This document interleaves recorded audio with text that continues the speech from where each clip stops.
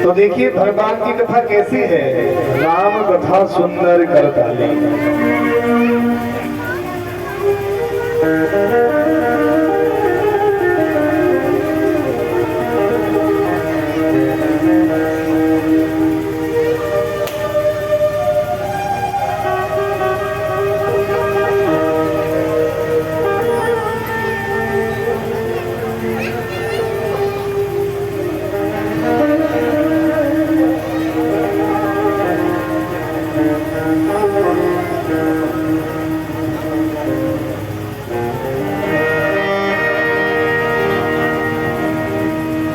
संशय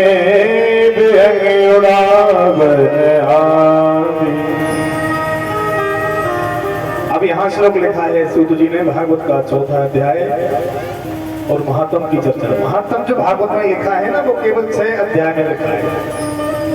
अगर हमने भागवत की महिमा समझ ली, ध्यान से सुनना, तो हमें कथा सुनने का पूरा फल मिलेगा। किसी तीर्थ में जाना है तो सबसे पहले उस तीर्थ की महिमा को जानना है। अगर महिमा हमें समझ में आएगी तब तीर्थ का आनंद जाने का अलग होगा। तो देखिए एक चर्चा भागवत में आती है। एक ग्राम था, अत्र ते कीर्तस्याम इतिहास पुरातनम। अत्र ते कीर्तस्याम इतिहास पुरातनम। एक गांव था बढ़िया, जिस गांव में ब्राह्मण जी निवास करते थे। ब्राह्मण जी बहुत विद्वान है, पढ़े लिखे हैं, घर में सब है, कोई कमी नहीं। जिनका नाम है आत्मदेव। लेकिन सबसे बड़ी कमी क्या है?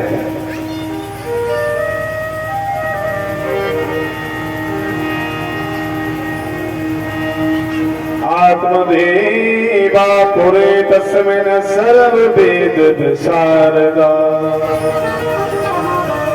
आत्मदेव नाम के जो ब्राह्मण है ना, बड़े विद्वान है, वेद पुराणों का बहुत अच्छा ज्ञान है, सर्व वेद विशारदा। धीरे धीरे समय के बाद जीवन यापन जब शुरुआत होने लगा तो विवाह हुआ, घर में पत्नी आई।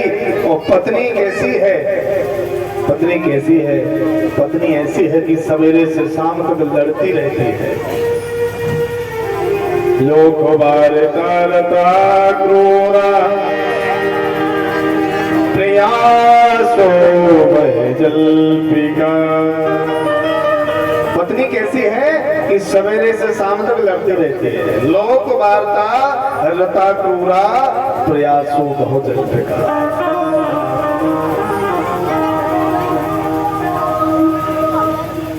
अब विवाह की बात समय बहुत हो गया, समय बदल गया। ब्राह्मण जी के विवाह के 20 वर्ष हुए, लेकिन घर में संतान नहीं हुई। आप ध्यान दीजिए, घर में कुछ चीजें ऐसी हैं जो केवल पुण्य से मिलती हैं, धन से नहीं मिलती। कमाना कोई बड़ी बात नहीं है। आज के जमाने में धनवान कौन है, ध्यान देना, आज के जमाने में धनवान वही है जिसके पास 4 ज्यादा झूठी बातें हैं। ईमानदारी से कोई धनवान नहीं बन सकता। ईमानदारी से दुनिया में केवल पेट ही भर सकते हैं हम।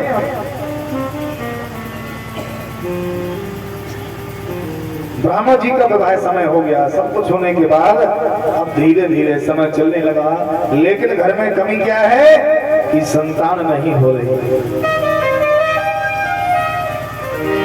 कितने दुखी सब मन दुखी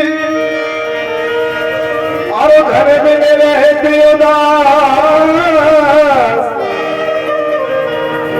थोड़े थोड़े सब दुखी और सुखी राम के नाम। ब्राह्मण जी के जीवन में इतनी बड़ी कमी। देखिए जी, विवाह होना कोई ज्यादा बड़ी बात नहीं है। विवाह तो आपके जिंदगी में कई हो जाएंगे, लेकिन सबसे बड़ी बात है संतान कौन सा।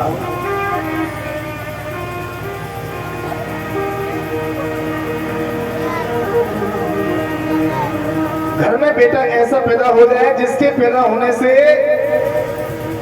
सारे घर का मंगल कार्य शुरुआत होने लगे।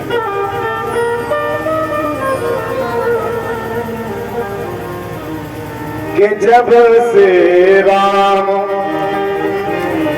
ब्याहे घर आया, जब से राम ब्याहे घर आए,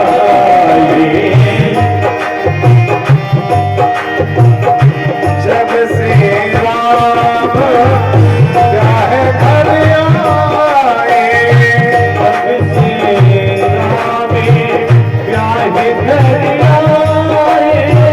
जब से राम ब्याहे घर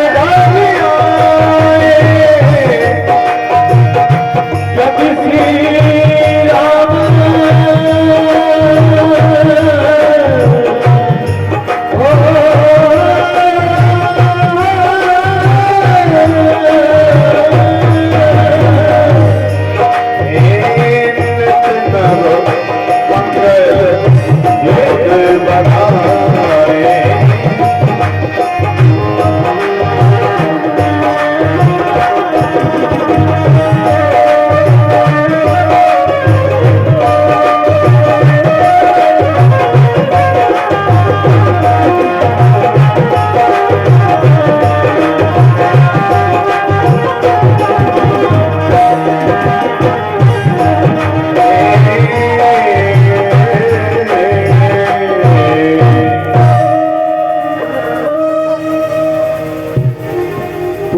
सपोत को का धन संचय।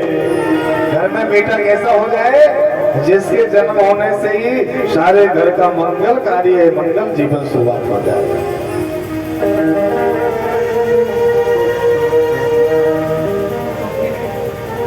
अब देखिए क्या हुआ। ब्राह्मण जी का जीवन चल रहा है इसी तरह। विवाह के 15-20 वर्ष होने के बाद एक दिन ब्राह्मण जी गांव में भ्रमण करने के लिए जा रहे हैं। घर में एक गाय है, तो गाय भी कैसी है जो बहुत समय के बाद जिसने कोई बछड़े को जन्म नहीं दिया। श्री सुत जी सौनक आदि ऋषियों को कथा सुना रहे हैं। श्रीमद् भागवत पुराण के महात्म के 4थे अध्याय की ये कथा है। आज सवेरे से ब्राह्मण जी गांव में जाते हैं तो गांव के लोग कहते हैं महाराज आप गांव में मत आया करो। बोले क्यों? बोले आपका दर्शन करने से हमें भोजन नहीं मिलता। आज ब्राह्मण जी बड़े दुखी हैं। पत्नी के मन में कोई नहीं है विचार कि मेरे यहाँ संतान हो जाए, लेकिन ब्राह्मण जी के मन में तो बहुत कष्ट हो रहा है।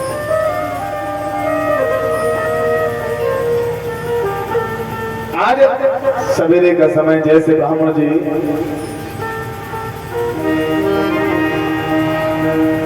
एक दासा तुझे दुखम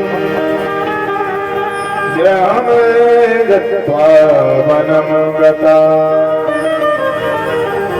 5-7 दिन ज्यादा हो गए, गांव में निकले नहीं, मन में दुख आ गया। एक दातु दुजो दुख, ब्राह्मण जी को बड़ा दुख हो गया और कहा किया वनम गता, जंगल को चले गए। पत्नी से बोले देवी, पत्नी का नाम धुंधली है जी, ध्यान रखना।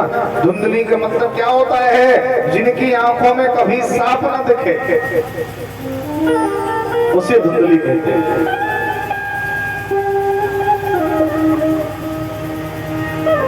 घर की पत्नी लक्ष्मी है तो बेटा अच्छा होगा, ध्रुव होगा, प्रहलाद जैसा होगा।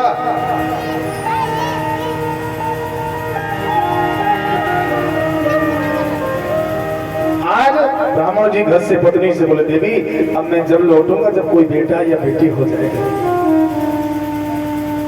पत्नी ने कहा महाराज 40 वर्ष का जीवन हो गया है, अब जरूरत क्या पड़ी है बेटे होने की? पत्नी के मन में कोई कामना नहीं है कि बेटा हो जाए।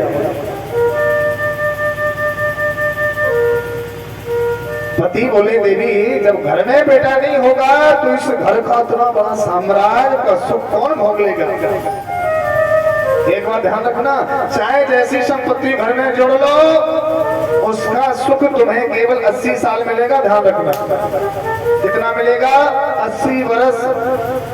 80 वर्ष के बाद ये मकान तुम्हारा नहीं है, दूसरे का होगा।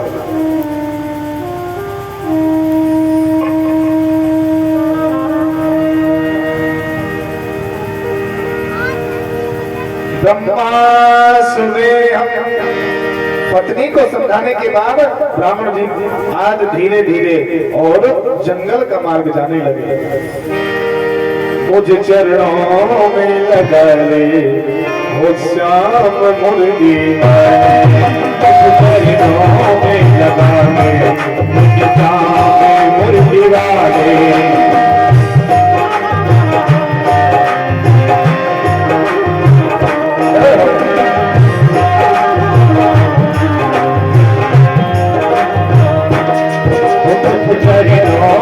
लगा ले मेरे चाँद बंसी वाले, चरणों पे लगा ले मुझे चाँद मुरली वाले। श्याम मुरली वाले, घन श्याम मुरली वाले, श्याम मुरली वाले, मेरे श्याम मुरली वाले। मुझे चरणों में लगा ले ओ श्याम मुरली वाले।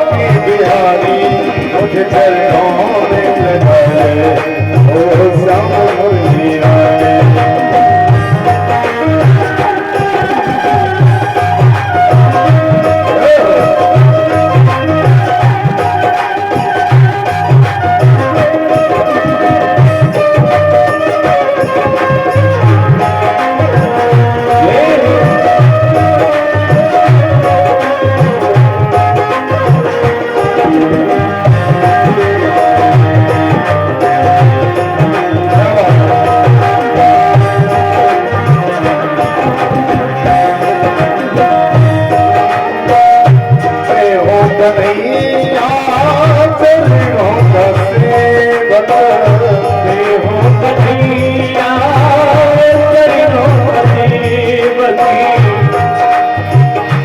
अपना बना लो चरणों का सेवक बिना बना लो चरणों का सेवक मेरे मन में तुम बसे हो मेरे मन में तुम बसी हो मेरी आंखों में तुम बसे हो मेरी आंखों में तुम बसी हो बाकी बिहारी चरणों में लगे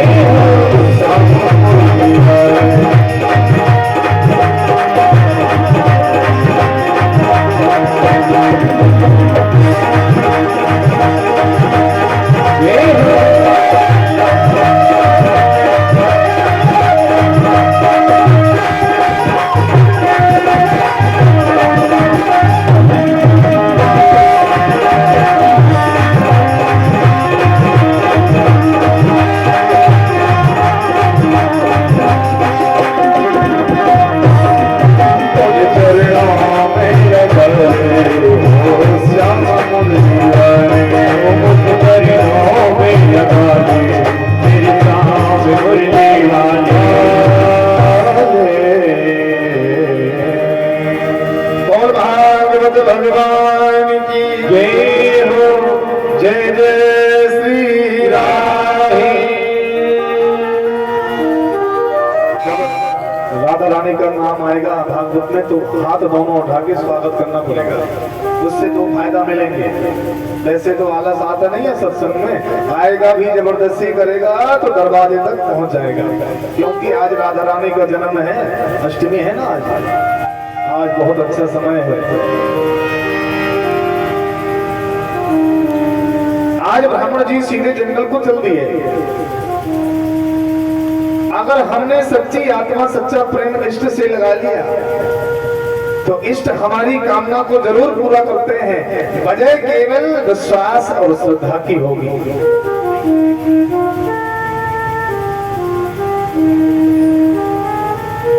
आज ब्राह्मण जी घर से जब जल्दी है तो चलते चलते अब नहीं है मालूम कि कहां रुकना है। जंगल में पहली बार रुकने का नहीं ठिकाना, जीने का नहीं ठिकाना। धीरे धीरे चलते चलते बहुत घनघोर जंगल आ गया और जिस जंगल में एक बढ़िया पानी का सरोवर है उसके बगल में एक कुटिया बना ली और उस कुटिया में आज बैठे हैं। सोच रहे हैं कि हम जंगल में क्यों आ गए, इस जंगल में आने का मकसद क्या है। अच्छा मेरे यहाँ बेटा नहीं है इसलिए मैंने घर छोड़ दिया। अच्छा ये बताओ दुनिया में इतने लोग हो चुके हैं, बेटे का सुख किसने लिया है, किसी को मिला है बेटे का सुख।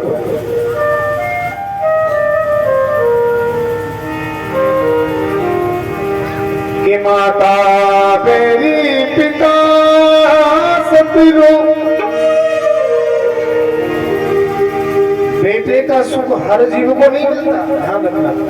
बेटा पैदा होना कोई बड़ी बात नहीं है, लेकिन बेटे से सुख पाना सबसे बड़ी बात है।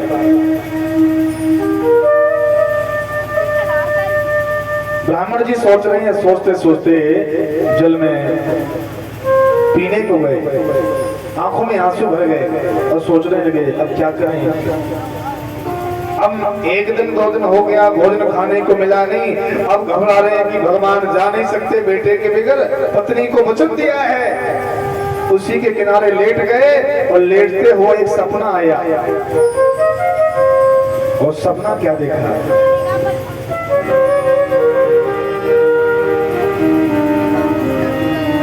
कि मोहे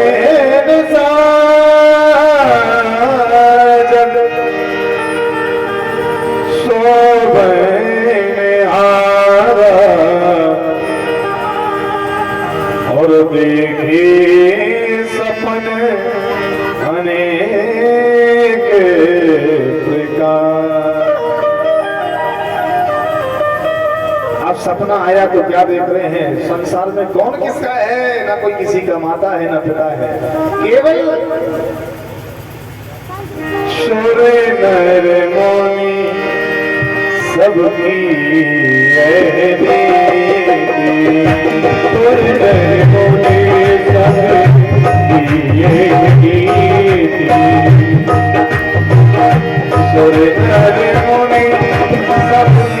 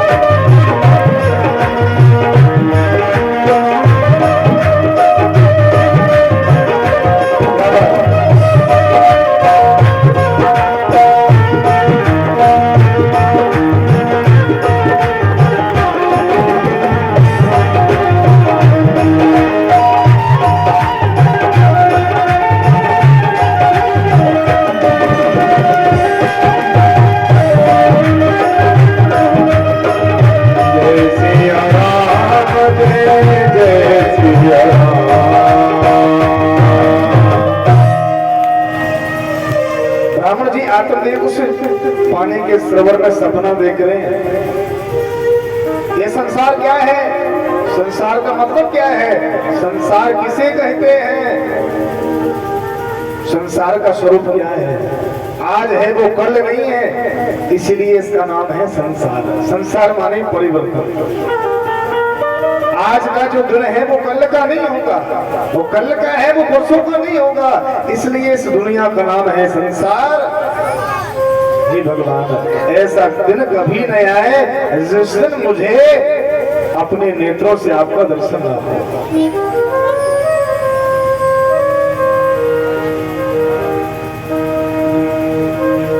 आज जैसे ब्राह्मण जी ने सोचा अब बेटा तो हो नहीं रहे हैं, तो एक काम करो, मन कहता है कि थोड़ा